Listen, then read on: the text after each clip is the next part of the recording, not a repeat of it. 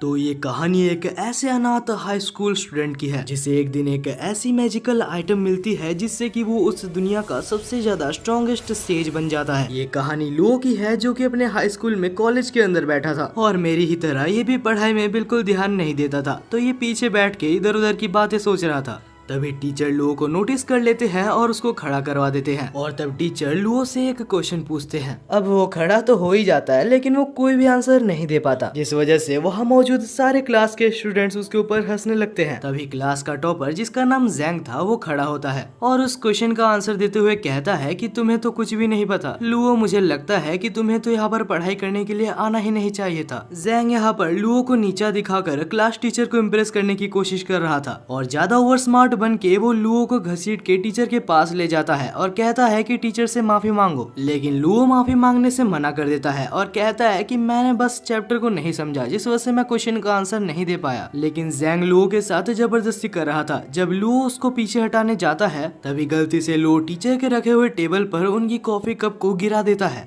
लेकिन तब लुओ अपने रिफ्लेक्सेस के साथ उस कप को बचा लेता है। लेकिन कप को बचाने के चक्कर में लुओ ने टीचर के ब्रश पेन को तोड़ दिया था और वो ब्रश पेन टीचर के लिए काफी ज्यादा इम्पोर्टेंट था। अगले ही सीन में हम देखते हैं कि जैंग को और लुओ को टीचर प्रिंसिपल ऑफिस में ले जाते हैं और जैसे ही दोनों प्रिंसिपल ऑफिस पहुंचते हैं तो हम लुओ को देखते हैं जो कि बहुत ज्यादा डरा हुआ था क्योंकि उसे पता है कि सारी ब्लेम उसके ऊपर ही आने वाली है। तब हम जैंग को देखते हैं जो कि प्रिंसिपल के ऑफिस में आते साथ ही अच्छा बनने का नाटक कर रहा था। वो लुओ के साथ भी अच्छे से बात कर रहा था और वो बोलता है कि मैं लुओ की तरफ से भी माफी मांगता हूँ। अभी ये सब देखने के बाद तो लुओ बहुत ज्यादा गुस्सा हो चुका था। वो कहता है कि प्रिंसिपल आप जो भी अभी देख रहे हैं सब ये नाटक कर रहा है। लेकिन तभी प्रिंसिपल चिल्लाते हुए कहता है कि बिल्कुल चुप हो जाओ लुओ, तुमने टीचर जू के सबसे ज्यादा इम्पोर्टेंट चीज को तोड़ दिया है।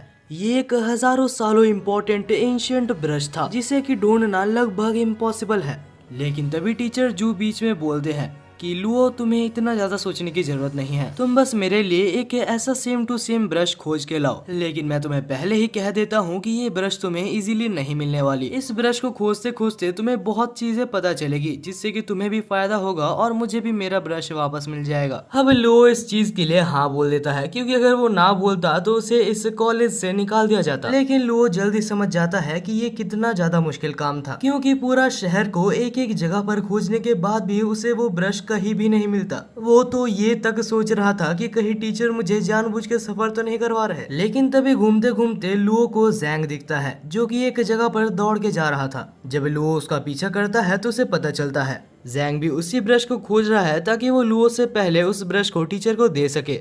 और तभी जैंग के अंकल बोलते हैं कि ये ब्रश मुझे मिल चुका है जो कि यहाँ पर नहीं एक और सिटी में है, हम लोग वहाँ पर चलेंगे लेकिन उससे पहले हम लोग कुछ खा लेते हैं। दूसरी तरफ हम लुओ को देखते हैं जो कि खुश हो रहा था क्योंकि ये उसके लिए बहुत बड़ा मौका था और लुओ जल्दी से जल्दी दूसरे सिटी में जाता है और उस शॉप को खोज लेता है। जब लुओ उस शॉप में पहुंचता है तो वहाँ पर मौजूद शॉपकीपर जो कि एक लड़की थी जिसका नाम रोंग था और उसे देखते साथ हमारे लुओ को उससे पहली नजर में ही प्यार हो गया था। अब वो शर्माते शर्माते पूछता है तो क्या तुम्हारे पास वो ब्रश है, और रोंग भी बोलती है कि हाँ हमारे पास वो ब्रश है। उसके बाद वो उसे ब्रश को दिखाती है लेकिन वो उसे ब्रश को छूने से मना करती है क्योंकि अभी वो उसे नहीं बेच सकते। वो कहती है कि मेरे ग्रैंडफादर जब यहाँ पर आ जाएंगे उसके बाद मैं उनसे पूछ के ये ब्रश तुम्हें बेच सकती हूँ। तभी वहाँ पर एक सूट पहना हुआ आदमी वहाँ पर एंटर करता है और कहता है कि वो ब्रश मेरी है। ये आदमी एक क्रिमिनल है और रोंग इसे जानती है। रोंग कहती है कि हमने तुम्हें कभी भी यहाँ पर नहीं बुलाया तो जल्दी से जल्दी यहाँ से भाग जाओ। ये आदमी जिसका नाम जेन है वो बहुत ज्यादा गुस्सा हो जाता है और उस ब्रश को लेके देखता है। उसके बाद बोलता है कि ये वो ब्रश नहीं है जिसको मैं खोज रहा हूँ और तब वो उस ब्रश को फेंक देता है। लेकिन सही टाइम पे लुओ उसको जाके पकड़ लेता है और उसके बाद जैंग कहता है कि अगर तुम मुझे वो ब्रश नहीं देती जो कि मैं मांग रहा हूँ तो मैं तुम सबको मार डालूंगा। तभी बीच में लुओ आ जाता है और अभी अभी जिससे उसे प्यार हुआ है उसके लिए वो उससे लड़ने लगता है। लेकिन तब जैंग इरिटेट होकर अपनी पावर को रिलीज करता है जिससे कि दोनों ही बहुत पीछे जाके गिरते हैं।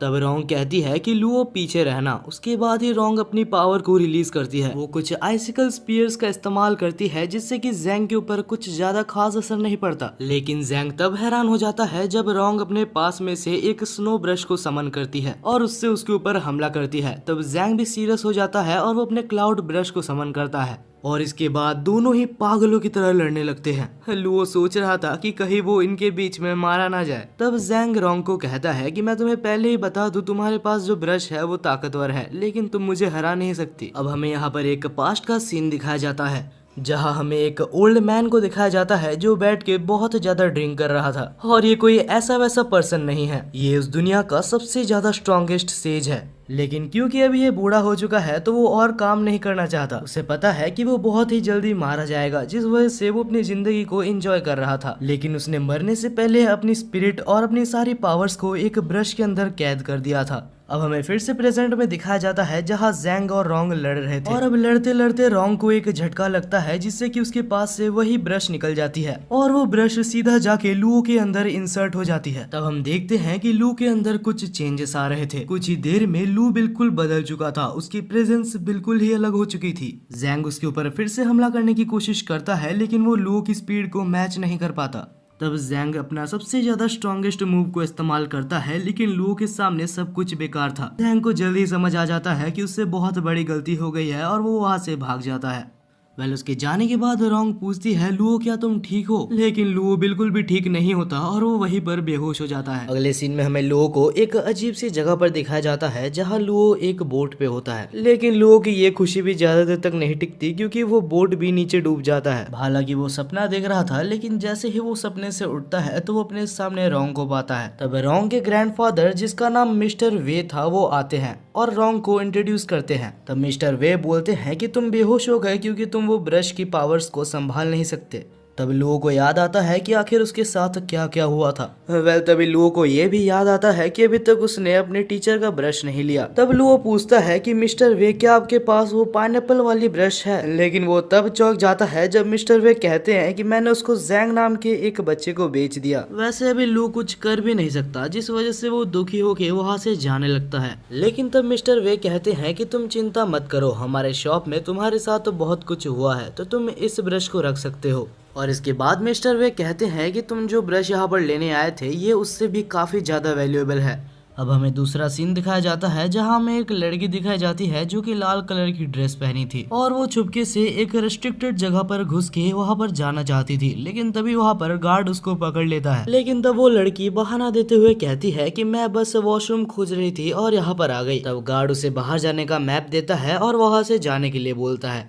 दूसरी तरफ हम लू को देखते हैं जो अभी भी दुखी दुखी चल रहा था क्योंकि उसे अभी तक वो पेन नहीं मिली थी जो कि उसे उसके टीचर ने लाने के लिए बोला था। मगर हाँ, उसके टीचर ने ये भी कहा था कि तुम भी कुछ अच्छा सीखोगे और मुझे भी मेरा ब्रश मिल जाएगा। तो मैंने कुछ नई चीजें तो जरूर सीखी है और ये पेन भी काफी अच्छा है। उम्मीद करता हूँ कि वो मुझे कॉलेज से ना निकाले। पहले अब लू जा रहा था मिस्टर जू के ऑफिस में वो पेन को देने के लिए और वो ये भी सोच रहा था कि वो अपने पेन को देते साथ ही एक इमोशनल स्टोरी को भी उसके साथ अटैच कर देगा ताकि टीचर जो उसको कुछ ना बोले और छोड़ दे। लेकिन तभी अचानक से लू के टीचर पीछे आ जाते हैं और आके पूछते हैं कि लू आखिर तुम यहाँ पर क्या कर रहे हो? लू तब कुछ समझ नहीं पाता और कह देता है कि मुझे आपकी पेन मिल गई है। टीचर तो खुश हो जाते हैं और उसको अपने केबिन के अंदर ले जाते हैं। जब लू अंदर जाता है तो वो काफी ज्यादा नर्वस होता है क्योंकि उसे पता है जो पेन उसे देनी थी वो पेन उसे मिली नहीं है। लेकिन अब लू कुछ कर भी नहीं सकता जिस वजह से वो पेन उसे देता है और वो पेन देने के बाद नहीं पता कैसे लू को उस पेन के बारे में सारी इन्फॉर्मेशन पहले से ही पता होती है। टीचर जैसे ही उस पेन को देखते हैं तो टीचर को पहले ही अंदाजा हो जाता है कि ये पेन बहुत ही ज्यादा कीमती है। ऊपर से जब लू उस पेन के बारे में उसे जितनी इन्फॉर्मेशन पता थी सारी इन्फॉर्मेशन टीचर को बताता है तो वो टीचर काफी ज्यादा खुश हो जाते हैं। यहाँ तक कि वो टीचर उस पेन को ट्राई कर भी देखते हैं। अब लू कम से कम इस कॉलेज से बाहर तो नहीं निकाला जाएगा। इसके बाद के सीन में हम लू को देखते हैं जो कि एक कैफे में बैठ के रिसर्च कर रहा था कि आखिरकार उसे अचानक से इतनी सारी इन्फॉर्मेशन कहाँ से आई और वो ब्रश पेन क्या थी। लेकिन तभी हम देखते हैं कि कुछ गुंडे कैफे के अंदर आ जाते हैं जो कि कैफे के ओनर के मालिक को धमकाने लगते हैं। हालांकि जब लड़ाई होती है तो कैफे का ओनर काफी ज्यादा अच्छा मार्शल आर्टिस्ट था जिस वजह से वो आराम से कुछ बंदों को धो देता है और तब लू भी उसके मदद करने के लिए आ जाता है। लू को देख के कैफे का ओनर काफी खुश होता है और बोलता है कि तुम तो अभी अभी मेरे दोस्त बने थे दरअसल लू और कैफे का ओनर अभी कुछ ही टाइम पहले दोस्त बने थे। वह अब लड़ाई आगे बढ़ती है, लेकिन कुछ ही देर बाद हम देखते हैं कि लू को बहुत जन घेर लेते हैं और अब लू एक बहुत ही ज्यादा मुसीबत में फंस चुका है, क्योंकि उसके ऊपर 2 से 3 जन मारने वाले थे। लेकिन जैसे ही लू के बॉडी पे हमला होता उससे पहले ही लू के बॉडी से कुछ एनॉर्मस पावर एक्टिवेट हो जाती है। नहीं पता कैसे, लेकिन लू हवा में आ जाता है और उसे खुद भी नहीं पता कि आखिर ये उसकी पावर्स काम कैसे करती है। ये पावर देख के वहाँ पर मौजूद सारे बंदे कैफे के ओनर के ऊपर हमला करने जाते हैं, लेकिन तभी हम देखते हैं कि लू अचानक से वहाँ टेलीपोर्ट होके सबको मार देता है। अब यहाँ पर सारे बंदे मार खाने के बाद जा चुके थे और कैफे का ओनर जिसका नाम केन था वो कहता है कि मुझे पता नहीं था कि आखिर तुम अपने सुपर ह्यूमन पावर्स को मुझसे छुपा रहे हो। वेल केन उससे कुछ बातें करना चाहता था, लेकिन लू बोलता है कि मैं काफी ज्यादा टायर्ड हूँ तो मैं तुमसे बाद में बात करूंगा। वेल दूसरी तरफ लू काफी ज्यादा एक्साइटेड था, क्योंकि उसे बहुत सारी चीजों के बारे में पता चल रही थी और वो एक काफी ज्यादा पावरफुल पर्सन बन चुका था। वो तो विश्वास नहीं कर पा रहा था कि ये सब उसके साथ रियल लाइफ में हो रही है। वो सोचता है कि वो खुद को इंक ब्रश पेंटर बुलाएगा या फिर इंक ब्रश मैन, लेकिन ये सब बहुत ही ज्यादा वियर्ड नेम थे जिस वजह से वो कुछ और सोचने का प्लान करता है। लेकिन वो काफी ज्यादा टायर्ड था तो वो नेम सोचते सोचते सो ही जाता है। जब लू सो रहा था तो नींद में उसे एक अजीब सा बूढ़ा आदमी दिखता है, जिसे देख के वो काफी ज्यादा डर जाता है और अब वो सो भी नहीं पा रहा था, जिस वजह से वो आधी रात को ही घर से बाहर निकल जाता है। वो सोचता है कि मुझे कुछ भी करके उस शॉप में वापस जाना होगा इन सब के आंसर्स को पाने के लिए। मगर जैसे ही वो रात को बाहर चल रहा था तो उसे अपने पीछे कुछ बहुत ज्यादा डेंजरस महसूस होता है। वो जैसे ही पीछे देखता है तो उसके पीछे एक बहुत ही खतरनाक मॉन्स्टर था। उसे देखने के बाद लू अपनी पूरी कोशिश करता है कि वो वहाँ से भाग जाए, लेकिन कुछ भी करके वो मॉन्स्टर उसको पकड़ लेता है। लू अपने आप को ये कह रहा था कि चिंता मत करो, तुम्हारे पास सुपर ह्यूमन पावर्स है, लेकिन असल में ये सुपर ह्यूमन पावर्स तब काम ही नहीं करते। तब लू सोचता है तो शायद यही मेरा अंत है। लू की जिंदगी यहाँ पर एक मॉन्स्टर लेने वाला था। लू ये बिल्कुल एक्सेप्ट कर चुका था और अपने रिग्रेट्स को वापस दोहरा रहा था कि वो मरने वाला है, लेकिन अभी तक उसकी एक भी गर्लफ्रेंड नहीं बनी, ना ही वो सुपरमैन बन पाया जो वो बचपन से बनना चाहता था। तभी वो मॉन्स्टर भी लू को मारने ही वाला था, लेकिन अचानक से वो मॉन्स्टर बिल्कुल जम जाता है, क्योंकि वहीं पर सही टाइम पे रोंग आ चुकी थी जो कि लू को बचा लेती है। तब रोंग लू को पूछती है कि आखिर हमने जो तुम्हें ब्रश दिया था वो क्या तुम्हारे पास है, लेकिन तब लू कहता है कि मैंने वो अपने टीचर को दे दिया। और ये सुन के रोंग काफी ज्यादा गुस्सा हो जाती है और उस गुस्से को मॉन्स्टर के ऊपर निकाल देती है। और रोंग इतनी ज्यादा ताकतवर है ये देख के लू उसके ऊपर फिर से फिदा हो जाता है। वेल अब ये सब हो जाने के बाद लू और रोंग फिर से उसी शॉप के अंदर जाते हैं और रोंग लू को इस बार अपने ग्रैंडफादर के पास ले जाकर बैठा देती है। तब हम देखते हैं कि रोंग के ग्रैंडफादर कहते हैं कि तुम्हारे ऊपर रात को जिस मॉन्स्टर ने हमला किया था उसे आखिर एक ब्रश पपेट कहा जाता है। वो कुछ ऐसे खतरनाक मॉन्स्टर्स होते हैं जो कि ब्रश पेन के द्वारा बनाए जाते हैं, और जो ब्रश पेन मैंने तुम्हें दिया था, अगर तुम्हारे पास वो ब्रश पेन होता तो तुम मॉन्स्टर से बच सकते थे, लेकिन तुमने उस ब्रश पेन को किसी और को दे दिया। मैं ठीक कह रहा हूँ ना? तब लू कहता है अरे हाँ आप बिल्कुल ही ठीक कह रहे हैं, वो ब्रश मैंने मेरे टीचर को दे दिया था। तब लू कहता है कि आप मेरे को बिल्कुल पहले से पूरी स्टोरी को बताइए, मुझे पता है आप मुझसे कुछ छुपा रहे हैं। तब ग्रैंडफादर कहते हैं कि अगर तुम्हें सुनना ही है तो मैं तुम्हें सब कुछ पहले से बताता हूँ। बहुत समय पहले की बात है जब इस दुनिया में कुछ भी सही नहीं चल रहा था, बिल्कुल वर्ल्ड वार की तरह ही यहाँ पर बहुत सारी केओस मची थी। उस समय की बात है, बहुत सारे टैलेंटेड स्पिरिट्स और मेजेस मारे जा रहे थे। तब एक बहुत ही ज्यादा स्ट्रॉन्ग मेज ने सारे स्पिरिट्स को ब्रश में कैद करना शुरू कर दिया था, और उनमें से ही एक ब्रश अभी तुम्हारे अंदर इंसर्ट हो चुका है। और लू अगर तुम्हें पता नहीं तो तुम्हारे अंदर जो स्पिरिट है वो सारे स्पिरिट्स की किंग है। लू खुश हो जाता है और कहता है तो इसका मतलब मैं सारे स्पिरिट ब्रशेस का किंग हुआ। तब ग्रैंडफादर कहते हैं कि ऐसा तो हो सकता है, लेकिन ये पूरी तरीके से सच नहीं है, क्योंकि तुम्हारे अंदर जो स्पिरिट ब्रश की पावर है वो बस उस स्पिरिट की एक छोटी सी पार्ट है। तभी हम देखते हैं कि ग्रैंडफादर को कुछ अजीब सा महसूस होता है और लू के पीछे वो एक एनिमी को डिटेक्ट करके उसके ऊपर हमला कर देते हैं। उस बंदे का नाम ली था जो कि लुओ का जान लेने के लिए आया था, क्योंकि लुओ के पास वो सबसे ज्यादा स्ट्रॉन्गेस्ट स्पिरिट ब्रश है जो कि उसको चाहिए। और ये कोई ऐसा वैसा एनिमी नहीं है, ये एक बहुत ही ज्यादा खतरनाक एनिमी है, क्योंकि ये एक बहुत ही बड़े फैमिली का हेड है। अब वो लुओ के ऊपर हमला करता उससे पहले ही रोंग उसके ऊपर हमला कर देती है, लेकिन ली उस अटैक को काफी आसानी से रोक लेता है और उल्टा रोंग के ऊपर एक बहुत ही खतरनाक हमला करता है। तब रोंग को बचाने के लिए सामने लू आ जाता है, लेकिन ग्रैंडपा सही टाइम पे उसको संभाल लेते हैं। और तब हम देखते हैं कि ली बहुत ज्यादा गुस्सा होके बहुत सारे अटैक्स एक बार में करने लगता है। लेकिन ग्रैंडफादर भी कोई कमजोर खिलाड़ी नहीं था। दूसरी तरफ हम लू को देखते हैं जो रोंग को पूछता है कि आखिर ये सब क्या चल रहा है। तब रोंग कहती है कि तुम्हारे अंदर जो ब्रश है वो टॉप 7 ब्रशेस में से काउंट होता है और ये बंदा उन 7 ब्रशेस को कलेक्ट करने का काम करता है जिनमें से एक ब्रश तुम्हारे अंदर है, तो वो तुमको मार के तुम्हारे अंदर से उस ब्रश को लेने के लिए आया है। दूसरी तरफ हम देखते हैं कि अभी तक ग्रैंडपा उससे लड़ रहे थे, लेकिन अभी उनकी तबीयत काफी ज्यादा अच्छी नहीं थी क्योंकि ग्रैंडफादर बूढ़े हो चुके हैं, तो वो उनसे काफी ज्यादा देर तक नहीं लड़ सकते, जिस वजह से रोंग लड़ने का फैसला करती है। तब वो लू को कहती है कि तुम यहाँ से जितना दूर हो सके उतना दूर भाग जाओ, क्योंकि अगर मैं नहीं लड़ पाई तो वो तुम्हें भी मार देगा। दूसरी तरफ हम ली को देखते हैं जो कि ग्रैंडफादर को मारने ही वाला होता है, लेकिन तभी लू अपनी पावर को एक्टिवेट करके एक प्रोटेक्शन बैरियर से उनको बचा लेता है। ग्रैंडफादर कहते हैं कि लू तुम भाग जाओ क्योंकि तुम इसके सामने नहीं जीत सकते। तब लू कहता है कि मैं इस फाइट में उतर चुका हूँ और अब मैं भाग नहीं सकता,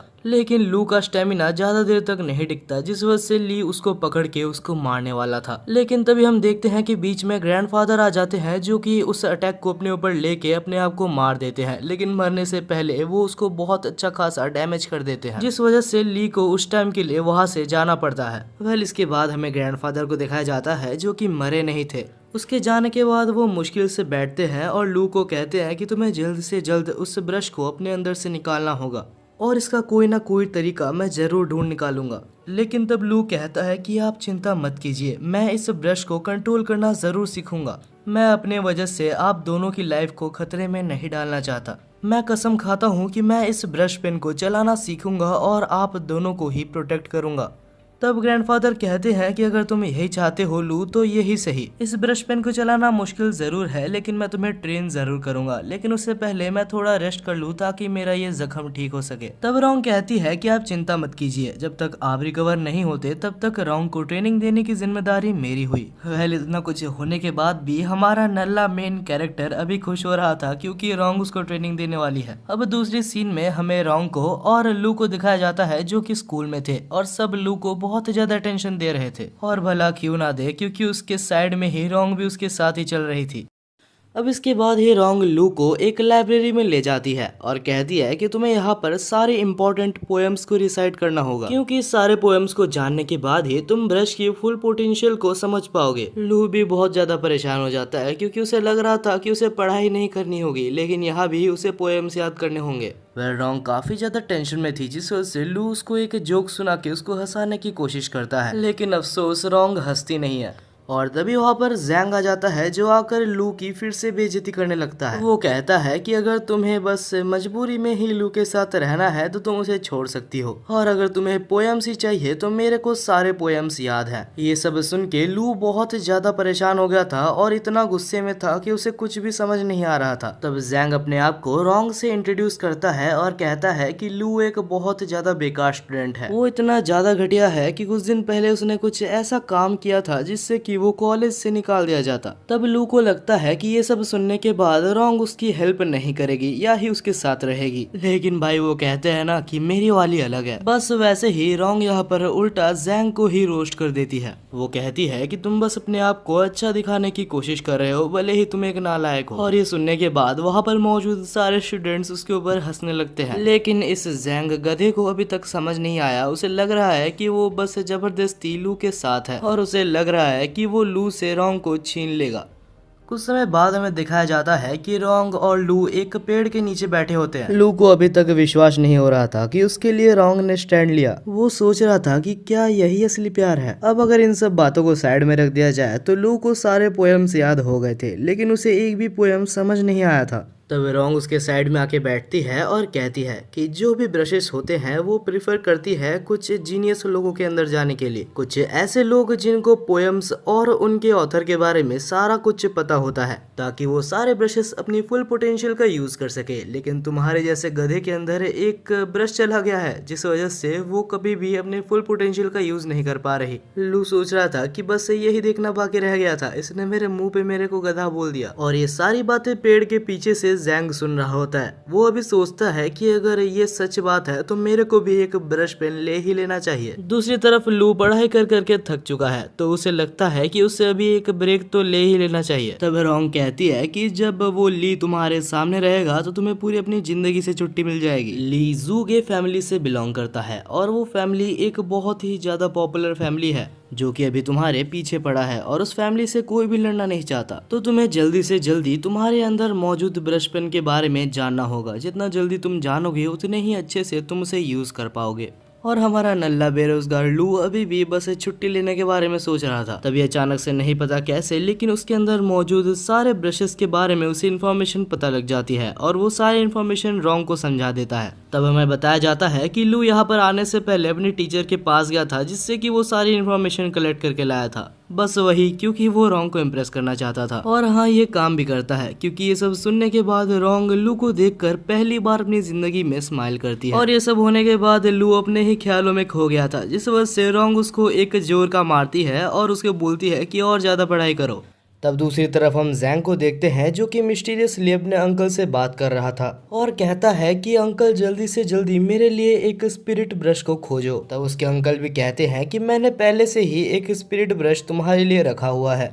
उसी रात दूसरे जगह पर हमें दिखाया जाता है रोंग और लू को जो कि एक साथ कहीं पर जा रहे थे। क्योंकि लू के साइड में रोंग भी थी तो लू को काफी ज्यादा अटेंशन मिल रहा था। लू कहता है कि रोंग अगर तुम चाहो तो तुम अपने घर जा सकती हो, लेकिन तब रोंग कहती है कि नहीं, मैं तुम्हारे साथ ही रहूंगी। और ये सुन के वहाँ पर मौजूद सारे लोग बहुत ज्यादा हैरान हो जाते हैं। तब लू कहता है तो ठीक है लेकिन यहाँ पर नहीं, तुम मेरे साथ कहीं और चलो। और इसके बाद ही हम लू को देखते हैं जो कि रोंग को लेके वही इंटरनेट कैफे में ले जाता है। हाँ, वही इंटरनेट कैफे जहाँ पर लू कुछ दिन पहले आया हुआ था। लू के नए दोस्त को पहले लू समझाता है कि हाँ, रोंग मेरे एक पार्टनर है, ना ही मेरी गर्लफ्रेंड। तब कैफे का ओनर लू और रोंग को एक जगह दे देते हैं बैठने के लिए। और रोंग उस इंटरनेट कैफे यानी कि वो कंप्यूटर इंटरनेट को देख के काफी ज्यादा हैरान थी। वो कहती है कि मैं बचपन से ही एक स्पिरिट ब्रश को कंट्रोल करना सीखती हूँ और इसका एक मतलब ये भी है कि बचपन से ही मैं कभी भी बाहर की दुनिया को ज्यादा एक्सप्लोर नहीं कर पाई, तो ये सारी चीज मेरे लिए बिल्कुल ही नहीं है। तब लू कहता है कि इस इंटरनेट में बहुत कुछ है, अगर तुम चाहो तो हम लोग अभी कुछ देर के लिए प्रैक्टिस को साइड में रख के कुछ गेम्स खेल सकते हैं। और रोंग को भी थोड़ा सा ब्रेक चाहिए था जिस वजह से दोनों ही गेम्स को खेलने लगते हैं। कुछ देर बाद लू सोचता है कि क्या सच में रोंग इससे पहले कभी भी गेम्स नहीं खेली है, क्योंकि रोंग पहले ही ट्राई में गेम को बहुत ही अच्छे से खेल रही थी। रोंग कहती है कि ये सब गेम्स वगैरह बहुत ही ईजी है ये कंपेरिजन में कि मैं बचपन से ही एक स्पिरिट ब्रश को यूज करती हूँ। मेरे ख्याल से इन गेम्स को खेलने से 100 गुना ज्यादा हार्ड है स्पिरिट ब्रश को कंट्रोल करना। और ये सुनने के बाद लू फिर से अपने प्रैक्टिस में लग जाता है। उसे ये पता चलता है कि जितनी जल्दी वो जितने ज्यादा पोएम्स को रिसाइट करेगा उतनी जल्दी ही उसकी स्पिरिट स्ट्रांग होगी। अब इतनी सारी पोएम्स को रिसाइट करने के बाद वो काफी ज्यादा थक चुका था तो वो उठता है और अपने दोस्त के पास जाता है और तब वो उससे बात करते करते कहता है कि रोंग बिल्कुल भी ऐसी वैसी लड़की नहीं है, वो सच में एक बहुत ज्यादा मेहनती लड़की है। तब कैफे का ओनर एक सजेशन देता है। वो कहता है कि मुझे जैसे लगता है रोंग एक ऐसी लड़की है जो कि इंटरनेट कैफे में आना ज्यादा देर तक पसंद नहीं करेगी। तो लू तुम्हें जल्दी से जल्दी कुछ ऐसे जगह देख के रखना चाहिए जहां तुम रोंग को ले जा सको, वरना मुझे नहीं लगता कि तुम्हारा रिलेशनशिप ज्यादा दिनों तक चलेगा। लू कहता है कि हाँ, तुमने सही कहा और इस बारे में मैं सोचूंगा। इसके बाद लू रोंग के पास जाता है और उसे सोते हुए कुछ देर तक देखता है। और अब लू को कुछ काम से बाहर जाना था लेकिन वो रोंग के ऊपर बोझ नहीं बनना चाहता। तब लू अपने टीचर को कॉल करता है और कहता है कि क्या आप मेरे को वो ब्रश कुछ देर के लिए उधार दे सकते हैं जो कि मैंने आपको दिया था। लेकिन तब टीचर कहते हैं अच्छा वो ब्रश तो मैंने जैंग को दे दिया क्योंकि उसके अंकल मुझे वो ब्रश मांग रहे थे। ये सुनने के बाद ही वो बहुत ज्यादा टेंशन में आ जाता है और उस ब्रश को लेने के लिए बाहर भागता है। वो अंधेरी रात में भागे ही जा रहा था तभी अचानक से वो नीचे गिर जाता है। जब वो देखता है कि आखिर उसके सामने कौन आया तो वो देखता है कि वो जैंग के अंकल थे जो कि नीचे गिरे हुए थे। उसे देख के लू को कुछ भी समझ नहीं आता तो वो इमरजेंसी नंबर में कॉल लगाने लगता है। लेकिन तभी उसे अचानक से उसके पीछे से कुछ आवाज आने लगती है तो वो चुपके से उधर अंदर देखने की कोशिश करता है। और जैसे ही वो अंदर देखता है तो वो देखता है कि वहाँ पर अंदर जैंग बैठा हुआ था जहाँ पर एक लेडी भी थी जो कि सच में काफी ज्यादा पावरफुल लग रही थी। और तब वो जैंग के साथ कुछ कर रही होती है। ये देख के लू बिल्कुल ही चौंक जाता है। तब वो लेडी कहती है कि तुम्हें तो शुक्रगुजार होना चाहिए कि तुम मेरे पपेट बनने के लायक हो। दूसरी तरफ लू को कुछ भी समझ नहीं आ रहा होता कि आखिर वो क्या करे। जैंग का चेहरा देख के लू को उसको एक जोर का थप्पड़ मारने का मन कर रहा था, लेकिन क्योंकि वो एक मुसीबत में है तो इंसानियत के खातिर लू को उसे बचाना होगा। लेकिन तब लू सोच रहा था कि मुझे पता है कि अगर मैं डायरेक्टली उससे लड़ने जाऊं तो मैं मारा जाऊंगा, क्योंकि नो डाउट वो लेडी मेरे से काफी ज्यादा स्ट्रांग है। यहाँ पर मुझे शायद से रोंग को बुलाना चाहिए, लेकिन रोंग को अगर मैं बुलाने जाऊं तब तक जैंग भी मारा जाएगा। अब बहुत ज्यादा सोचने के बाद लू को फाइनली एक आइडिया आता है। दूसरी तरफ हम उस लेडी को देखते हैं जो कि जैंग के साथ कुछ कर रही थी, और तभी लू वहाँ से चिल्लाता है और कहता है कि आखिर अंदर कौन है। जैसे ही लेडी बाहर आती है तो लू बहुत ही ज्यादा गुस्से में कहता है, आखिर तुमने जैंग को कैसे पकड़ा? तुम्हारी हिम्मत भी कैसी हुई जू गे फैमिली से टक्कर लेने की? अगर आपको याद नहीं आ रहा तो ये वही फैमिली है जो कि लू के पीछे पड़ी हुई है उसे मारने के लिए, और क्योंकि ये सबसे ज्यादा स्ट्रॉन्गेस्ट फैमिली है तो वो उसकी हेल्प से यहाँ पर जैंग को बचाने की कोशिश कर रहा है। लेकिन वो लेडी उसको बिल्कुल भी सीरियस नहीं ले रही थी और कह रही थी कि तुम बस मजाक कर रहे हो। लेकिन तब लू अपनी पावर को रिलीज करता है और उसको दिखाता है कि उसके पास भी एक स्पिरिट ब्रश है, और ये देखने के बाद वो लेडी उसके ऊपर थोड़ा थोड़ा भरोसा करने लगती है। और तब वो कहती है कि मैंने जैंग को नहीं पकड़ा, वो खुद ही मेरे पास आया था अपने ब्रश को अपने अंदर इंसर्ट करवाने के लिए। लेकिन यहाँ पर लू कुछ ज्यादा ही ओवर एक्टिंग करते हुए कहता है कि मुझे ये सब नहीं सुनना, तुम जैंग को वापस दे दो, वरना मुझे मिस्टर ली को बुलाने में टाइम नहीं लगेगा और मैं तुम्हें जान से मार दूंगा। लेकिन ज्यादा टाइम नहीं लगता उस लेडी को पता लगाने में कि लू बस एक एक्टिंग कर रहा है, और तब वो अपनी पावर को रिलीज करती है और कहती है कि तुम जैसे छोटे चूहों को मैं हर रोज खाती हूँ। वो लेडी ने उसके ऊपर हमला कर दिया था जहाँ लू भागने की कोशिश करता है लेकिन भाग नहीं पाता। तब उस लेडी ने अपनी आर्ट की मदद से उसको पकड़ लिया था और कहती है कि तुम इससे बच नहीं सकते। लू को उस अटैक से काफी ज्यादा दर्द हो रहा था। उस अटैक ने ना ही सिर्फ लू के बॉडी में, यहाँ तक कि लू के गले में भी उसने जहर भर दिया था।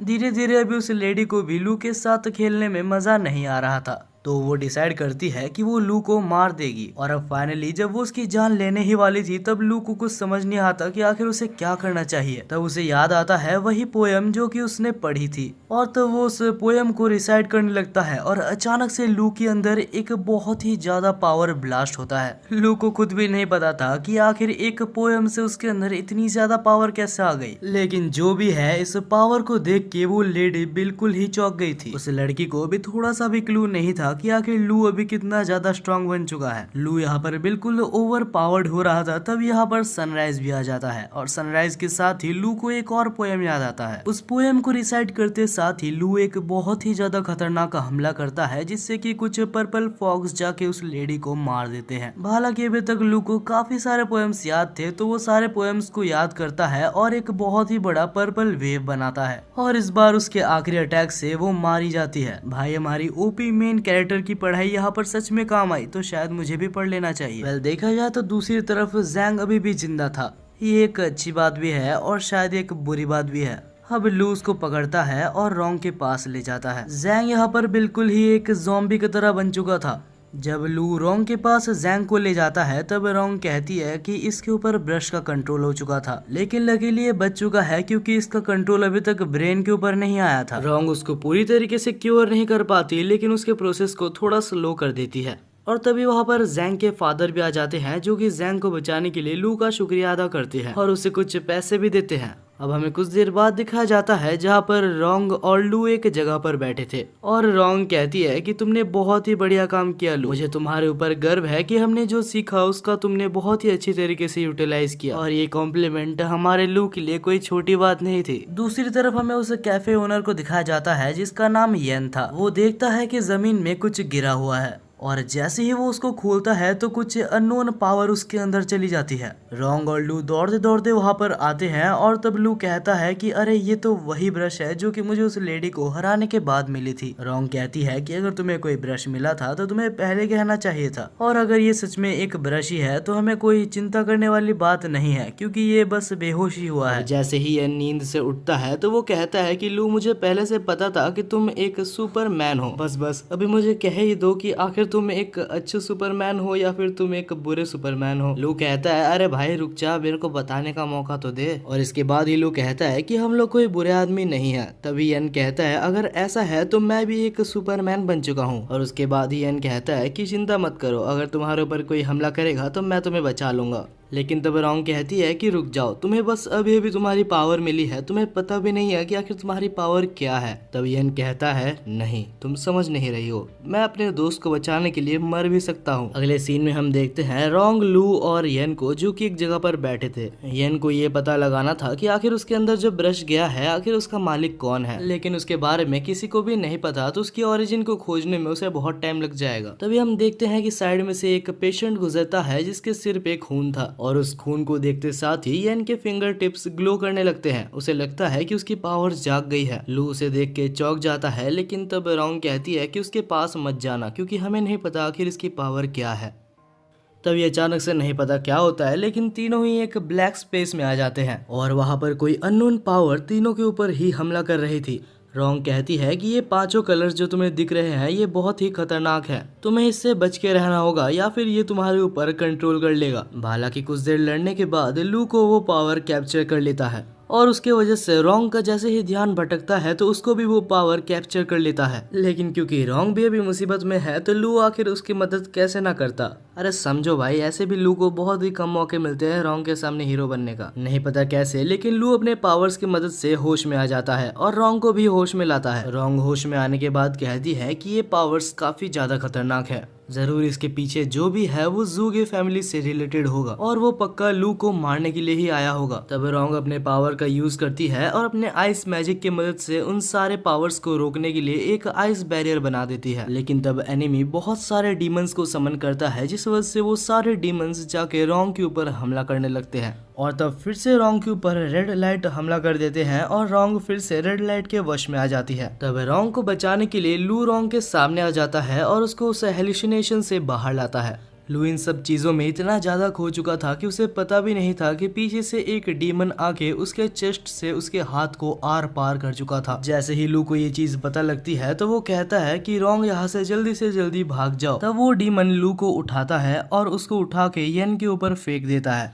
तब जैसे ही यन उसकी उंगलियों से लू को पकड़ता है तो अचानक से नहीं पता कैसे लू के सारे इंजरीज खुद ब खुद हील हो जाते हैं। लू को तो समझ नहीं आ रहा था कि आखिर वो अभी तक जिंदा कैसे है। तब यन रोंग को भी छूता है और रोंग के भी सारे इंजरीज हील हो जाते हैं। तब उन्हें समझ आता है कि आखिर ये सब चीजें यन की उंगलियों की मदद से हो रहा है। अब फाइनली हमारे नल्ले कैफे ओनर को भी थोड़ा सा अपने ऊपर गर्व हो रहा था। तब वो कुछ ज्यादा ही ओवर कॉन्फिडेंट हो जाता है और खुद ही चला जाता है डीमन से लड़ने के लिए। हाँ, वो बात अलग है कि वो बहुत ही बुरा पिटता है, लेकिन हाँ वो अपने इंजरीज को अपने ही पावर से खुद को हील कर सकता था। और आखिर में येन उन सारे कामों के पीछे जिसका हाथ था उसको खोज निकालता है। तब वो ज़ूगे फैमिली का मेंबर सरेंडर करने की कोशिश करता है, लेकिन येन उसे छोड़ता नहीं है और उसे बहुत मारता है। लेकिन तब वो ज़ूगे फैमिली का मेंबर वहाँ से जान बचा के भाग जाता है। अब वो सारा काला धुआं वहाँ से हट चुका था और वो लोग फिर से हॉस्पिटल में आ चुके थे। तब लू जैंग को देखने के लिए हॉस्पिटल के अंदर जाता है और वहाँ पर उसके टीचर भी बैठे हुए थे, जो कि काफी ज्यादा दुखी हो रहे थे और कहते हैं कि शायद ये सब कुछ मेरे वजह से ही हुआ है। तब लू को आइडिया आता है और येन अपने फिंगर टिप्स की मदद से जैंग को छूता है, लेकिन वो पूरी तरीके से अभी भी रिकवर नहीं हुआ था क्योंकि येन के पावर्स भी अभी जैंग के ऊपर पूरी तरीके से काम नहीं कर रहे थे। तो लू यहाँ पर रोंग के पास जाता है। तब वो देखता है कि रोंग किसी से बात कर रही थी और उससे कहती है लू हमारे जाल में फंस चुका है और जैसे सब कुछ हमारे प्लान में था वैसे ही चल रहा है। वो मेरी हर बात को मान लेता है, उसे मैनिपुलेट करना काफी इजी है। जब ये सब सुनने के बाद लू रोंग के पास जाता है और उसे पूछता है, तब रोंग कहती है ये तो काफी ऑब्वियस है, तुम्हें ऐसा तो नहीं लगा ना कि मैं बिना किसी मेरे कारण के तुम जैसे इडियट के साथ घूमूंगी।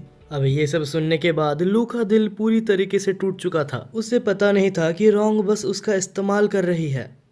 अगले सीन में हमें रोंग और रोंग के ग्रैंडफादर को दिखाया जाता है। हमें बताया जाता है कि पहले से ही रोंग के ग्रैंडफादर का यही प्लान था कि वो लू के मदद से बाकी सारे ब्रशेस को खोजेंगे। अब ये सब सोच के जब लू बाहर चल रहा होता है तभी उसको वही रेड ड्रेस पहनने वाली लड़की दिखती है। ये वही लड़की है, अगर आप याद करोगे तो पहले ये बिल्कुल ही इलीगल तरीके से एक टेंपल पे घुसना चाहती थी। वो यहाँ पर आके लू को मैनिपुलेट करने की कोशिश कर रही थी। वो कहती है कि तुम मेरे साथ चलो, उस रोंग ने तुमको धोखा दे दिया लेकिन मैं तुम्हें धोखा नहीं दूंगी। अगर तुम चाहो तो मेरे साथ मिलके रोंग और उसके ग्रैंडफादर से पहले 7 कोलोसल ब्रश को खोज सकते हो। लेकिन वो बोलते हैं ना कि एक बार धोखा खाने के बाद बार बार धोखा नहीं खाते। तब लू कहता है कि नहीं, कोई जरूरत नहीं है, मैं ऐसे ही ठीक हूँ। लेकिन तब वो रेड ड्रेस वाली लड़की लू को जबरदस्ती उसके साथ खींच के ले जाती है। यहाँ पर लू चाहता तो ना बोल सकता था, लेकिन लू की मस्ती तो देखो। और इसी मस्ती के चक्कर में वो फिर से मैनिपुलेट हो जाता है और हमें पता ही है कि ये लाल ड्रेस वाली लड़की कोई अच्छी लड़की नहीं है। तब वो रेड ड्रेस वाली लड़की लू को कोने में ले जाती है और फ्लर्ट करने के बहाने उसको बेहोश कर देती है। और उसके बाद वो लड़की लू को कार में भर के वहाँ से चली जाती है। दूसरी तरफ हम रोंग और येन को देखते हैं जो कि लू को खोज रहे थे, लेकिन लू का तो कोई अता पता ही नहीं था। दूसरी तरफ हमें फिर से लू को दिखाया जाता है जो कि कार के डिक्की में बंद था और उसे जैसे ही होश आता है तो वो देखता है कि उसके पावर्स को सील कर दिया गया है। तब वो लेडी उसको एक मंदिर में ले आती है और कहती है कि अगर मैं चाहूँ तो इस मंदिर में तुम्हें अभी इसी वक्त मार के तुम्हारे अंदर से उस ब्रश को ले सकती हूँ। और तब लू के अंदर से उस ब्रश को लेने के लिए वो लेडी वहाँ पर एक बहुत ही खतरनाक अटैक लू के ऊपर करती है। लेकिन तभी अचानक से उस अटैक को किसी ने रोक दिया था। तभी हमें एक अननोन पर्सन को दिखाया जाता है जो कि बिल्कुल ही टकला था। तब वो अननोन पर्सन उसके स्टूडेंट को बुलाता है जिसका नाम जू था और कहता है कि जल्दी से जल्दी उस लेडी को मार गिराओ। जहाँ पर जू और वो लेडी फाइट करने लगते हैं, लेकिन वो लेडी भी काफी ज्यादा कमजोर नहीं थी। हम देखते हैं कि वो दोनों के अंदर बहुत ही अच्छा फाइट चलता है, लेकिन आखिर में जू थोड़ा ज्यादा स्ट्रांग निकलता है और इस फाइट को जीत जाता है। लेकिन आखिर में कुछ भी करके वो लेडी वहाँ से भागने में कामयाब रही थी। इसके बाद ही हमें वो टकले आदमी का नाम बताया जाता है जो कि मास्टर बेड था। अब ये सब खत्म होने के बाद मास्टर बेड लू से पूछते हैं कि तुम्हारे अंदर ब्रश है क्या, मैं सही बोल रहा हूँ? तब लू कहता है कि नहीं, मेरे अंदर कोई भी ब्रश नहीं है। मास्टर बेड कहते हैं कि तुम्हारे अंदर ब्रश है और ये मैं सेंस कर सकता हूँ। तब लू एक फाइट के लिए प्रिपेयर हो रहा था, लेकिन तभी मास्टर बेड कहते हैं कि चिंता मत करो, हम तुम्हें हार्म पहुंचाने के लिए नहीं आए हैं, ना ही मैं तुमसे कोई फाइट करना चाहता हूँ। मुझे बस तुम्हारे अंदर मौजूद वो ग्रीन कोलोसल ब्रश के बारे में थोड़ा सा और जानना है। तब मास्टर बेड लू को एक पुरानी कहानी के बारे में बताते हैं। बहुत सालों पहले की बात है, मैं और रोंग के फादर बहुत ही अच्छे दोस्त हुआ करते थे, लेकिन कुछ कारणों की वजह से रोंग के फादर वहाँ से डिसअपीयर हो गए और आज तक उनका कोई भी अता पता नहीं है। तुम्हारी हेल्प से मैं बस इतना जानना चाहता हूँ कि रोंग के फादर अभी कहाँ हैं और कैसे हैं। तभी अचानक से मिस्टर बेडी को किसी की प्रेजेंस महसूस होती है और वो कोई और नहीं येन था। इसको देखने के बाद लू सबको शांत करवाता है और कहता है कि येन मेरा दोस्त है। लू जब मुसीबत में था तो उसने येन को कॉल किया था, जिस वजह से येन यहाँ पर आ गया था। लेकिन तभी मिस्टर बेडे और बाकी सभी को फिर से एक जन के आने की प्रेजेंस महसूस होती है और ये प्रेजेंस काफी ज्यादा स्ट्रॉन्ग थी। तब मास्टर बेडे अपने मैजिक की मदद से सबको डिसअपीयर कर देते हैं। तब हम देखते हैं कि वहाँ पर एक पर्सन आया था जिसका नाम किंग था और वो वहाँ पर एक पर्सन को लेके आया था जिसके अंदर से उसको ब्रश निकालना था। दरअसल ये जगह या फिर ये टेम्पल एक ऐसा टेम्पल है जहाँ किसी भी पर्सन के अंदर से ब्रश को निकाला जा सकता है। इसके बाद ही किंग उस ब्रश को उस बॉडी के अंदर से निकालने का प्रोसेस चालू करता है। धीरे धीरे उस पर्सन के अंदर से सारी स्पिरिट निकल के एक ब्रश का फॉर्म ले रही थी और जब उसका ब्रश निकालने का काम हो जाता है तो उसके बाद किंग एक चाकू लाता है जिससे कि वो उस पर्सन को मारने वाला था। लेकिन तभी हम देखते हैं कि लू, येन और बाकी सारे लोग मिस्टर बेडी को छोड़ के सारे लोग उधर से निकल आते हैं, क्योंकि उनसे ये चीज नहीं देखा जाता कि उनके सामने ही एक पर्सन की मौत हो रही है। क्योंकि सब लोग निकल ही चुके थे तो मिस्टर बेडी को भी वहाँ से निकलना ही होता है। तब किंग लू को देख के बहुत ज्यादा खुश हो जाता है, क्योंकि उसे पता लग चुका था कि लू के अंदर भी 7 कोलोसल ब्रशेस में से एक ब्रश मौजूद है और जो पर्सन से वो ब्रश को अभी एक्सट्रैक्ट किया वो पर्सन के अंदर भी एक 7 कोलोसल ब्रशेस में से एक ब्रश मौजूद था। तब जैसे ही किंग लू के ऊपर हमला करता है तो लू अपनी पावर को समन करने की कोशिश करता है, लेकिन नहीं कर पाता। वो तो अच्छा हुआ कि जू ने सही टाइम पे लू को बचा लिया था। ये देख के मास्टर बेडे कहते हैं कि लू तुम पीछे रहो, क्योंकि तुम्हें अभी तक पूरी तरीके से ब्रश को यूज करना शायद नहीं आया है। दूसरी तरफ जू अभी भी किंग से लड़ रहा होता है। जू बहुत ही अच्छा टक्कर किंग को दे रहा था। उसे कोई मैजिक यूज करना तो नहीं आता, वो हैंड टू हैंड कॉम्बैट में ही किंग को बहुत ही अच्छा टक्कर दे रहा था। लेकिन कुछ देर बाद ही किंग काफी ज्यादा गुस्सा हो जाता है और अपने मैजिक की मदद से अपना सबसे ज्यादा स्ट्रॉन्गेस्ट हमले को प्रिपेयर करता है और उसके बाद कहता है कि इस पॉइंट पे तुम कुछ भी कर लो तुम बच नहीं सकते, तुम सब मारे जाओगे। दूसरी तरफ हम मास्टर बैडी को देखते हैं जिसे सब कुछ समझ आ गया था और वो वहाँ पर एक बैरियर बनाता है, लेकिन इस बैरियर को भी किंग बहुत ही आराम से तोड़ देता है और एक और बहुत ही ज्यादा खतरनाक हमला करता है, लेकिन जू सामने आके खुद को सेक्रीफाइस करके सबको बचा लेता है। अब इस पॉइंट पे किंग काफी ज्यादा ही पावरफुल हो गया था। वो आराम से मास्टर बैडी से लू और येन को छुड़ा के अपने पास ले लेता है, लेकिन तब किंग का ध्यान उस पर्सन की तरफ जाता है जिससे कि वो ब्रश को एक्सट्रैक्ट कर रहा था। अभी किंग को उसके ऊपर पूरा फोकस लगाना होगा, नहीं तो ब्रश एक्सट्रैक्ट वो नहीं कर पाएगा। तब वो लू और येन को साइड में रख के ब्रश को पूरी तरीके से एक्सट्रैक्ट करता है। दूसरी तरफ येन और लू काफी ज्यादा मुसीबत में थे, उन्हें नहीं पता था कि आखिर वो लोग वहां से कैसे निकलेंगे। तब हम देखते हैं कि किंग फिर से जब लू और येन को पकड़ने आता है तब येन अपने हाथों की मदद से उस पावर्स की मदद से किंग को छू देता है। जैसे ही येन किंग को छूता है तो किंग के पास जो ब्रश था वो फिर से उस पर्सन के अंदर चला जाता है। तब हम देखते हैं कि लू को पता चलता है कि येन के पास दो पावर्स है, एक पावर हील करने की और एक पावर पास्ट में जाने की। तब हम देखते हैं कि किंग उन दोनों को फिर से अपने कब्जे में करने के लिए एक और बहुत ही ज्यादा खतरनाक हमले को प्रिपेयर कर रहा था, लेकिन तब किंग का हमला मिस हो जाता है और वो हमला सीधा जाके ब्रश पेन पे लगता है और वो ब्रश पेन जाके सीधा फिर से लू के अंदर चला जाता है। 2 मिनट के लिए तो वहाँ पर सारे लोग ही चुप हो गए थे, क्योंकि इस वर्ल्ड में ये इम्पॉसिबल है कि किसी एक पर्सन के अंदर 2 स्पिरिट ब्रश चला जाए। हम लू को देखते हैं जिसके अंदर एक बहुत ही बड़ा एनर्जी ब्लास्ट होता है और यहाँ तक किंग के सामने लू ने अपनी नई पावर को दिखा दी थी। उस वक्त के लिए किंग वहाँ पर बिल्कुल ही डर चुका था, जिस वजह से वो वहाँ से भाग जाता है। इसके बाद हमें दिखाया जाता है कि येन तो बहुत ही ज्यादा खुश था कि उसने इतनी जल्दी अपनी नई पावर को आइडेंटिफाई भी कर लिया और उसे यूज करना भी सीख गया। लेकिन तब लू काफी ज्यादा थक गया था और वो नीचे बैठ जाता है और कहता है कि मैंने अपनी नई पावर को नहीं सीखा है। वो कहता है कि मैंने बस एक पोएम को रिसाइट किया था जिससे कि बस उसकी इमेजिनेशन बनी थी। इन रियलिटी उस ब्रश को मुझे चलाना बिल्कुल भी नहीं आता। इसके बाद ही मास्टर बैडे आते हैं और लू की बॉडी को चेक करते हैं और कहते हैं कि मुझे नहीं पता कैसे, लेकिन लू ने 2 ब्रशेस को फ्यूज करने में कामयाब रहा था। देखा जाए तो इससे पहले भी एक पर्सन ने जबरदस्ती ऐसे करने की कोशिश की थी, लेकिन कुछ देर बाद ही वो मारा गया था। इससे पहले इस दुनिया में कोई भी नहीं आया जिसके पास 2 ब्रशेस हो। इसके बाद ही वहाँ पर एक लेटर भी आता है जो कि रॉन्ग के तरफ से था। उस लेटर को पढ़ने के बाद लू कहता है कि मेरे को समझ नहीं आता कि आखिर रॉन्ग मेरे साथ अच्छा व्यवहार कर रही है या सिर्फ मेरा फायदा उठा रही है। वेलियन कहता है कि तुम्हें एक और बार रॉन्ग को मौका दे के देखना चाहिए।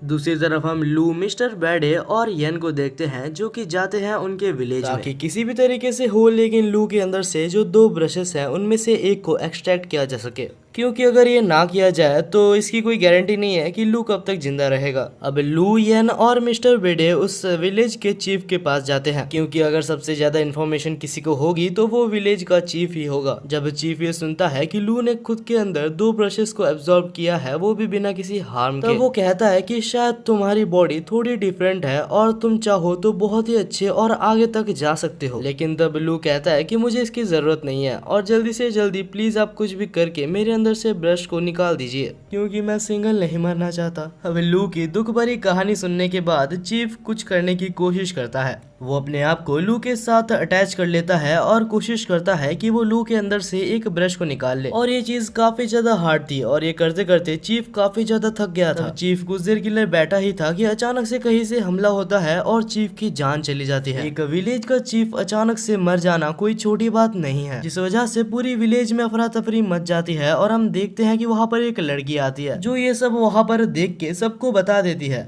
लू और मास्टर बेडे काफी ज्यादा मुसीबत में थे, क्योंकि सब समझेंगे कि उन दोनों ने ही चीफ को मारा है, जिस वजह से वो लोग एक सीक्रेट जगह पर भागते हैं। वो दोनों एक टेम्पल के पास आते हैं जिसके साइड में से एक रास्ता निकलता है एक लाइब्रेरी का। मास्टर बेडे कहते हैं कि इस लाइब्रेरी के बारे में किसी को भी शायद नहीं पता, तो यहाँ पर रहना भी के लिए सबसे हमारे लिए सेफेस्ट होगा। लेकिन ये लाइब्रेरी कोई नॉर्मल लाइब्रेरी नहीं है, यहाँ से निकलने के लिए हमें बहुत सारी मेहनत करनी होगी, और अब हम यहाँ पर आ चुके हैं तो हम वापस नहीं जा सकते, क्योंकि अगर हम गए तो हम मारे जाएंगे। अब जैसे ही वो लोग लाइब्रेरी में आगे बढ़ते हैं तो वहाँ पर एक बहुत ही अजीब सी हैंडराइटिंग में कुछ लिखी हुई थी, और हम देखते हैं कि साथ ही में वहाँ पर बीच में बहुत सारे ब्रशेस भी रखे हुए थे।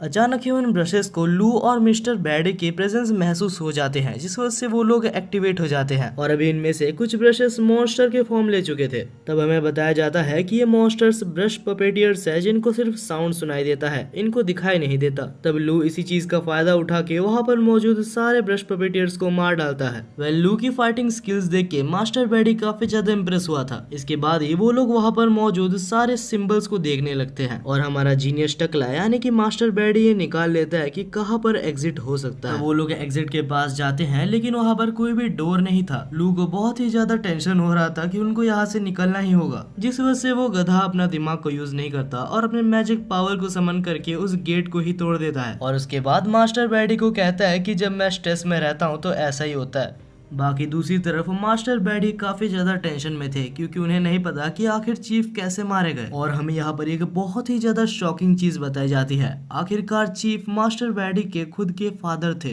अब दोनों ही अलग अलग हो जाते हैं और हम देखते हैं कि लू फाइनली येन को खोज लेता है। रात हो चुकी थी लेकिन लू सो नहीं पा रहा था। उसे क्या पता कि अगर वो आज रात सो जाए तो कल सुबह वो उठे या ना उठे। तब वो अपने नए ब्रश को समन करता है और उससे पूछता है कि आखिर मैं तुमको अलग कैसे करूं। लेकिन ब्रश वापस उसको एक खाली पेज दे देता है, यानी कि लू की तरह लू का ब्रश भी बिल्कुल ही गधा है। यहाँ में एक और शॉकिंग चीज पता चलती है। लू का जो सेकंड ब्रश है यानी कि ये येलो वाला ब्रश, लू जब जब इसका इस्तेमाल करेगा तब तक लू की लाइफ धीरे धीरे खत्म होते जाएगी। तब लू सोचता है कि क्या उसे रॉन्ग की हेल्प लेनी चाहिए, लेकिन तभी वहाँ पर येन कहता है कि लड़कियां सिर्फ तुम्हें स्लो कर देगी, चिंता मत करो, मैं जू और मिस्टर बैडी तुम्हारे साथ ही हैं। तब लू कहता है कि मास्टर बैडी ने चीफ की डेथ के बारे में जू को बताने से मना किया है, क्योंकि अगर जू को पता लगा कि चीफ मर चुका है तो वो जरूर उस विलेज में वापस भागने की कोशिश करेगा। तो वो लोग एक बहाना बनाते हैं और सो ही जाते हैं। तब हमें दिखाया जाता है कुछ अननोन पर्सन्स बाहर से लू और येन को देख रहे थे और उनके साथ ही वहाँ पर एक किंग भी बैठा हुआ था। और तब वो कहता है कि चीफ के मरने के पीछे सिर्फ और सिर्फ लू का हाथ है। अगली सुबह हम देखते हैं कि हमारे बंदे एक टेम्पल पर जाते हैं। उस टेम्पल पे एक बहुत ही ओल्ड मॉन्क रहता था जिसका नाम जोंग था। वो कुछ काम करने जा ही रहे थे लेकिन मानो क्या हुआ होगा, उनके ऊपर फिर से किसी ने अटैक कर दिया था। तभी हमें वहाँ पर मौजूद अटैकर को दिखाया जाता है जिसका नाम शिव था। लू को तो अभी इन सब अटैक्स की आदत पड़ चुकी है। दूसरी तरफ हमें एक और अटैकर दिखाया जाता है जो कि काले कोट में था और इस बंदे ने अपने मैजिक को येन के ऊपर अप्लाई किया था, जिससे येन इसके खुद के ही एक डायमेंशन में आ गया था जहाँ पर कोई भी पर्सन एग्जिस्ट नहीं करता, सिर्फ ब्रशेस एग्जिस्ट करते हैं। तब वो बंदा कहता है कि ये मेरा डायमेंशन है और यहाँ से निकलने का बस एक ही तरीका है, कुछ भी करके मेरे मुंह से लू का नाम बुलवाओ और तुम यहाँ से आजाद हो जाओगे।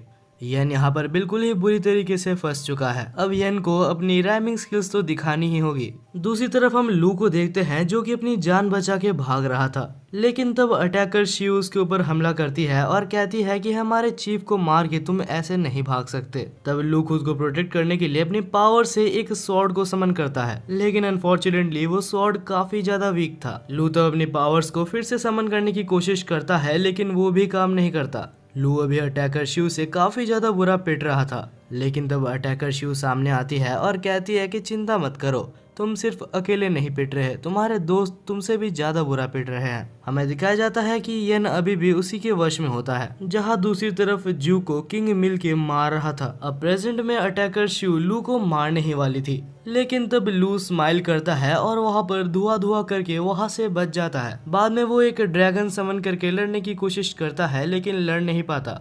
लू सोच रहा था कि आखिर इस लड़की के पास कैसा ब्रश है।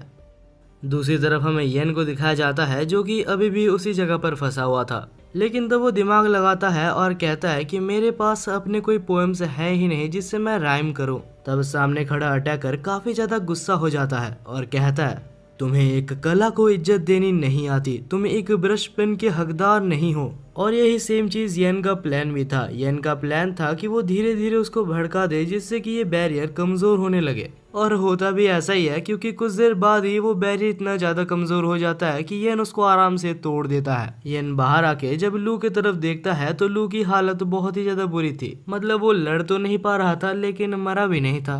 और तभी उन दोनों की फाइट बीच में इंटरप्ट होती है क्योंकि वहाँ पर एक बहुत ही बड़ा तूफान आता है और हमें दिखाया जाता है कि कहीं से वहाँ पर एक बहुत ही बड़ा ह्यूज क्रिएचर अपीयर हो जाता है जो कि श्योरली काफी ज्यादा पावरफुल था, लेकिन क्योंकि वो इतना ज्यादा बड़ा था तो उसे हिलने में बहुत ज्यादा दिक्कत आ रही थी। देख के ऐसा लग रहा था कि वो मॉन्स्टर अटैकर शिव के ऊपर हमला करना चाहता है, लेकिन लू के अंदर का जो प्यूपल ब्रश यानी कि वो येलो ब्रश था वो खुद ब खुद मूव करता है और अटैकर शिव को उस मॉन्स्टर से बचा लेता है। हालांकि शिव को लग रहा था कि लू उसके साथ कुछ करने की कोशिश कर रहा है और इसके बाद ही शिव वहाँ पर बहुत ज्यादा इमोशनल होकर रोने लगती है, लेकिन लू को समझ नहीं आता कि आखिर ये सब क्या हो रहा है। लेकिन तब लू को इतना समझ आ ही जाता है कि यह नया ब्रश शिव को बचाना चाहता है। तब लू के दोस्त अपनी जान को खतरे में डाल के उस मॉन्स्टर का ध्यान को डाइवर्ट करते हैं और अटैकर्स वहां से भाग जाते हैं ये सोच के कि बाद में वो लू से बदला लेंगे। हालांकि ये चौंका देने वाली बात थी कि मॉन्स्टर के पास लॉन्ग रेंज डिस्टेंस अटैक्स भी हैं। हालांकि लू के बनाए हुए मैजिक बैरियर से वो अभी तक बचा हुआ है। येन कहता है कि मेरे को भी सिखा दो कि आखिर एक ब्रश की मदद से बैरियर कैसे बनाते हैं, लेकिन अनफॉर्चुनेटली लू को कोई आइडिया ही नहीं था क्योंकि उसकी प्यूपल ब्रश यानी कि वो येलो वाली ब्रश ये सब खुद ही कर रही थी। मॉन्स्टर से बचने के लिए वो लोग भाग रहे थे, लेकिन भागते भागते वो लोग फिर से मॉन्स्टर के पास आ जाते हैं। ये सब देख के वहाँ पर मौजूद अटैकर कहता है कि अभी के लिए हमें टीम अप कर लेना चाहिए। वो अटैकर वहाँ पर अपना एक बैरियर बनाता है और लू को कहता है कि अपने बैरियर को इसमें मर्ज कर दो ताकि वो दोनों मिलके वहाँ पर एक स्ट्रॉन्ग बैरियर बना पाए। लेकिन ऐसा कैसे करते हैं इसके बारे में लू को बिल्कुल भी नहीं पता था। तब वहाँ पर शिव कहती है कि ये काफी ज्यादा आसान है, तुम्हें बस अपने ब्लड फ्लो के अंदर तुम्हारे मैजिक माना को फील करना है। लू इन बातों को सही टाइम पे समझ जाता है जिस वजह से वो लोग वहाँ से भागने में कामयाब रहते हैं। वहाँ से एक सेफ डिस्टेंस पे जाने के बाद वो लोग देखते हैं कि वो मॉन्स्टर एक मॉन्क का रूप ले लेता है और चिया नाम के किसी एक पर्सन को वहाँ पर बुलाने लगता है। तब उस चश्मे पहने हुए असैसिन को समझ आता है कि आखिर ये कौन है। बहुत समय पहले की बात है, वहाँ पर एक किंग हुआ करता था और उस किंग का एक डिसाइपल था जिसका नाम काय था। लेकिन एक बार काय ने उसके मास्टर की एक बहुत ही इम्पोर्टेंट चीज एक बंदे को शेयर कर दी थी जिसका नाम चिया था। और क्योंकि काय ने मास्टर की एक बहुत ही इम्पोर्टेंट चीज चिया को दे दी थी, जिस वजह से काय के ऊपर से मास्टर का भरोसा बिल्कुल ही उठ चुका था। और हमें बाद में पता चलता है कि चिया एक और एम्परर के लिए काम कर रहा था और उसने सीक्रेटली काय से सारी इन्फॉर्मेशन मास्टर के बारे में निकाल के मास्टर को मार दिया था। और जो चीज अभी हमें प्रेजेंट में दिखाई जा रही है वो काय की एक एनर्जी है। वो बहुत ही ज्यादा गुस्से में है और चिया को खोज रहा है। दूसरी तरफ हम लू, येन और बाकी असैसिन्स को देखते हैं और लू की येलो वाली ब्रश नहीं पता कैसे लेकिन एक जगह पर पॉइंट कर रही थी, तो उन्हें लगता है कि अगर वो उस चीज को डिस्ट्रॉय कर दे तो काय की आत्मा को शांति मिलेगी। लेकिन तब असैसिन्स कहते हैं कि बाहर जाना खतरे से खाली नहीं है और अगर हम बाहर जाए भी तो हमारे पास बहुत ही ज्यादा कम टाइम होगा उस चीज से बचने के लिए। तब येन कहता है कि अगर तुम लोग बिल्कुल भी डैमेज होते हो तो मैं तुम लोग को हील कर सकता हूँ, लेकिन हाँ मेरे पास जितनी एनर्जी है मैं तुम लोग को सिर्फ 9 बार ही हील कर पाऊंगा। तब हम देखते हैं लू, येन और शी इस खतरे को उठा के बैरियर से बाहर निकलते हैं, लेकिन निकलते साथ ही उसके ऊपर बहुत सारे अटैक्स हो जाते हैं और दोनों को हील करते करते उनके पास बस 6 ही चांसेस रह जाते हैं। इसके बाद ही फिर से लू के ऊपर हमला होता है, लेकिन शी उसको बचा लेती है, लेकिन शी फिर से डैमेज हो जाती है जिसकी वजह से येन को उनको फिर से हील करना पड़ता है और उनके पास अभी सिर्फ 3 ही चांसेस बचे हैं। और ऐसे करते करते ही अभी येन के पास सिर्फ लास्ट चांस ही बचा होता है। लेकिन तब शी बहादुरी दिखाते हुए कहती है कि मुझे और हीलिंग की जरूरत नहीं है। अब धीरे धीरे वो लोग अपनी डेस्टिनेशन के पास पहुंच चुके थे, जहां येन अपना फाइनल हीलिंग फिर से शी के ऊपर इस्तेमाल करता है और शी पूरी तरीके से रिकवर हो जाती है और उसके बाद ही अपनी पूरी पावर को रिलीज करते हुए उस मॉन्स्टर के ऊपर अटैक करती है और फाइनली जिस चीज को उन लोग को डिस्ट्रॉय करना था वो लोग उस चीज को डिस्ट्रॉय कर देते हैं। वो लोग बहुत ही दूर जाके गिरते हैं, लेकिन तभी अलग सीन में हमें दिखाया जाता है कि वो मॉन्स्टर अभी तक मरा नहीं था। वो बहुत सारे फॉर्म्स बनाकर उनकी एनर्जी को पानी के अंदर भेज रहा था। तब हम देखते हैं कि वो घोस्ट एक ब्रश का रूप ले लेता है, लेकिन सब लोग तब चौंक जाते हैं जब वो लोग देखते हैं कि लू का ब्लू ब्रश जाके उस ब्रश से बात करने लगता है और इवेंचुअली हमें पता चलता है कि ये ब्रश भी 7 ड्यूक्स में से एक ब्रश है। दूसरी तरफ हम उस घोस्ट को देखते हैं जो कि रो रहा था और उसके बाद फाइनली वो कहता है कि अभी मैं अच्छे से जा सकता हूँ और उसके बाद ही वो वहाँ से गायब हो जाता है। अब इसके बाद ही हम उस असैसिन को देखते हैं जो कि उस क्लाउड ब्रश को लेना चाहता था, लेकिन उस असैसिन के उस ब्रश को लेने से पहले ही वहाँ पर रोंग के ग्रैंडफादर आ जाते हैं और वो असैसिन पूरी तरीके से जम जाता है क्योंकि वहाँ पर रोंग भी आ चुकी थी। रोंग वहाँ पर आने के बाद कहती है कि कोई भी ब्रश को नहीं ले सकता क्योंकि 7 ड्यूक ब्रशेस बिल्कुल ही भाई बहनों की तरह होते हैं जो कि एक दूसरे के साथ रहते हैं। और क्लाउड ब्रश की यहाँ पर रुकने की बस एक ही वजह है क्योंकि लू के पास येलो और ब्लू ब्रश मौजूद है। और ये सब सुनने के बाद लू को बहुत ज्यादा गुस्सा आ रहा था क्योंकि एक बार फिर से रोंग और रोंग के ग्रैंडफादर ने लू का बस इस्तेमाल किया। वो लोग बस लू के हेल्प से क्लाउड ब्रश को खोजना चाहते थे। लू इतना ज्यादा गुस्सा हो चुका था कि वो यहाँ पर रोंग के ग्रैंडफादर के ऊपर अटैक भी करता है, लेकिन लू के ग्रैंडफादर ने उस अटैक को वापस लू के ऊपर ही भेज दिया था। तब हम देखते हैं रोंग लू को संभालने आती है और तब हम ग्रैंडफादर को देखते हैं जो कि कहता है कि चिंता मत करो, इससे तुम्हारी भलाई ही होगी। तब हम देखते हैं लू को जो कि रोंग के हाथों को अपने ऊपर से हटाता है और कहता है कि तुम मेरे को मत छूना, तुमने जो मेरे साथ किया है उसके बाद मैं तुम्हारे ऊपर भरोसा नहीं कर सकता। ये सुनने के बाद रोंग और रोंग के ग्रैंडफादर वहाँ से चले जाते हैं। तब हम देखते हैं कि वहाँ पर किंग भी आ जाता है जो कि बाकी दोनों असैसिन्स को वहाँ से ले जाता है क्योंकि उनका ब्रश होल्डर वैसे भी टूट चुका है। तो वो लोग लू, येन और बाकी सबको अपने कब्जे में करके वहां से चले जाते हैं। बाद में हमें किंग और बाकी असैसिन्स को बैठा हुआ दिखाया जाता है जहां पर असैसिन शी कहती है कि हम पहले लू और येन की जांच करना चाहते हैं ताकि हमें पता चले कि आखिर हमारे चीफ कैसे मारे गए। वहां पर तो किंग हाँ बोल देता है, लेकिन बाद में किंग बहुत ज्यादा टेंशन में होता है क्योंकि आखिरकार किंग ने ही तो उनके चीफ को दूर से मारा था ताकि लू और येन और साथ ही में मास्टर बैड के ऊपर वो इल्जाम लग जाए और उनको पकड़ना आसान हो जाए। तब किंग डिसाइड करता है कि सबसे पहले जाके वो लू और येन को मार डाले जिससे कि कोई भी सीक्रेट बाहर ही ना आए। लेकिन जैसे ही वो लोग वहां पर पहुंचते हैं तो किंग ये देख के शॉक हो जाता है कि शी वहां पर पहले से थी और उसने लू को जान से मार दिया था। और इसके बाद वो कहती है कि मैं बस अपने चीफ के मारे जाने का इनसे बदला ले रही थी क्योंकि इनके पास से मेरे को ये चीज मिली। उस चीज को देखने के बाद किंग कहता है कि हाँ यही तो चीफ है। लेकिन तब शी पूछती है कि आखिर तुम्हें कैसे पता कि ये चीफ है क्योंकि इससे पहले तुमने चीफ को कभी भी नहीं देखा। लेकिन तब वो एक झूठ बोलता है और कहता है कि आईडी में पहले से चीफ का नाम लिखा हुआ था, लेकिन असल में वहाँ पर चीफ का नाम था ही नहीं, वो असल में येन का आईडी पास था। अनफॉर्चुनेटली एक के बाद एक किंग का झूठ पकड़ा जा रहा था और इसके बाद ही ये रिवील होता है कि लू और येन मारे नहीं गए थे, वो लोग बस शी का साथ दे रहे थे ताकि वो लोग मिलके किंग का झूठ को सामने ला सके। तभी वहाँ पर एक बूढ़ा आदमी आता है जिसका नाम फे था और वो कहता है कि तुम्हें बहुत कुछ एक्सप्लेन करना बाकी है। किंग तब वहाँ पर उनके ऊपर अटैक करने की कोशिश करता है, लेकिन तब फे नाम का वो बंदा किंग को नॉकआउट कर देता है और इसके बाद ही किंग को वहाँ पर टांग दिया जाता है। और तब फे अपनी एक एबिलिटी का यूज करता है जिससे कि वो किंग के ब्रश को टेम्पररी वहाँ से बाहर निकलता है और इस तरीके से वो किंग से सब कुछ सच सच उगलवा सकता है क्योंकि किंग कुछ भी बोलने से मना कर रहा था, जिस वजह से फे को ये टेक्निक का यूज करना पड़ा। वो पूछता है कि आखिर तुम असल में कौन हो और किसके लिए काम करते हो। तब वो कहता है कि तुम्हें कभी भी मेरे मास्टर के बारे में पता नहीं लगेगा क्योंकि वो एक इतना ज्यादा पावरफुल आदमी है कि तुम सोच भी नहीं सकते। और क्योंकि वो बोलने से मना कर रहा था तो उसके मुंह से खून निकल आता है। अब ये प्रोसेस तो आगे कंटिन्यू रहेगा, लेकिन बाद में हमें दिखाया जाता है कि अब लू और येन यहाँ से निकल रहे थे जहाँ पर शी लू को थैंक यू बोलती है उसे बचाने के लिए। तब लू कहता है कि मैंने तो कुछ किया ही नहीं, जो किया मेरे ब्रश ने किया। आखिर में फे कहता है कि तुम दोनों को थैंक यू बोलने के लिए हमारे क्लैन मास्टर तुमसे मिलना चाहते हैं और ये और कोई नहीं जू के फैमिली का हेड यानी कि वही ली था। तब लू को समझ आता है सबसे पहले उसके ऊपर जिसने अटैक किया था वो ली नहीं था, वो ली के भेष में कोई और पर्सन था। अब दोनों ही एक साथ बैठे हुए थे जहाँ पर लू पूछता है कि क्या आपको कोई तरीका पता है जिससे कि मैं मेरे अंदर मौजूद 2 ब्रशेस को अलग कर सकूं। लेकिन अनफॉर्चुनेटली ली को इस बारे में कुछ भी नहीं पता होता है। वो लू को कहता है कि तुम एक जगह पर जाके देखो जिसका नाम ननरी है, वहाँ पर मौजूद लोगों के बारे में इन सब के बारे में कुछ न कुछ पता होगा, लेकिन वहाँ के लोगों से थोड़ा सा सावधान रहना क्योंकि वहाँ के लोग काफी ज्यादा डेंजरस हैं। वहाँ के कुछ लोग तुम्हारे ऊपर एक्सपेरिमेंट भी कर सकते हैं और तुम्हें ब्रश पेपेटियर्स भी बना सकते हैं। वो लोग अगर चाहे तो वो लोग तुम्हें गुलाम बनाकर रख सकते हैं और क्योंकि तुम्हारे अंदर 2 ब्रशेस मौजूद हैं तो वो लोग तुम्हारे अंदर इंटरेस्ट जरूर दिखाएंगे। वो लोग इतने ज्यादा खतरनाक हैं कि जू के फैमिली और वाई फैमिली मिलके भी वो लोग को नहीं हरा सकते।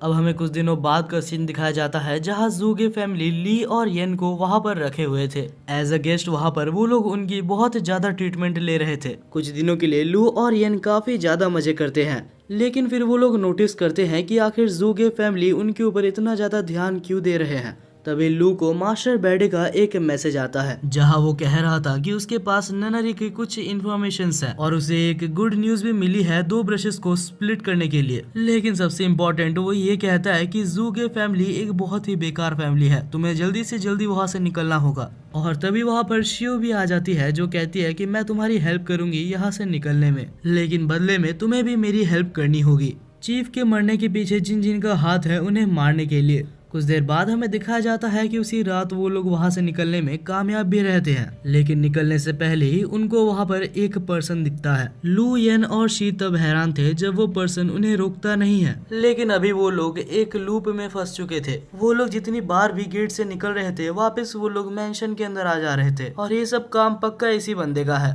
येन कहता है कि यहाँ से निकलने के लिए हमें इसे हराना ही होगा, लेकिन जैसे ही वो उसके ऊपर हमला करने जाता है वो वापस वहीं पर टेलीपोर्ट हो जाता है। वेल तब लू एक चीज नोटिस करता है और कहता है कि हम तीनों को अलग अलग डायरेक्शन में जाना चाहिए और तब वो तीनों ही अलग अलग रास्ते में चले जाते हैं। लेकिन वो बंदा अभी भी चाहता तो तीनों की जगह को रिप्लेस कर सकता था, लेकिन क्योंकि उस बंदे ने येन की लोकेशन को ट्रैक नहीं किया तो उसे नहीं पता कि आखिर येन कहाँ पर है, जिस वजह से वो लोग वहाँ से निकलने में कामयाब रहते हैं। अब वो सब मिलके ननरी में जा रहे थे तभी लू को एक कॉल आता है जो कि हॉस्पिटल की तरफ से था। कॉल में वो कहता है कि मास्टर बैडे बहुत ही बुरी तरीके से इंजर्ड है। तभी लू डिसाइड करता है कि वो बाद में मास्टर बैडे को देखने के लिए जाएगा। अब सब लोग ननरी के अंदर पहुंच चुके थे जहां पर येन और शी जा रहे थे और जाते वक्त वहां पर येन और शी को एक मारा हुआ आदमी दिखता है। दूसरी साइड में हम लू को हॉस्पिटल में देखते हैं जो कि मास्टर बैडी को देखने आया था। लू के आते साथ मास्टर बैडी कॉन्शियसनेस में आते हैं और लू को कहते हैं कि चीफ जो कि मारे गए वो मेरे खुद के फादर थे और उनके मारे जाने के पीछे मैंने जब इन्वेस्टिगेशन चालू की तो मुझे पता चला।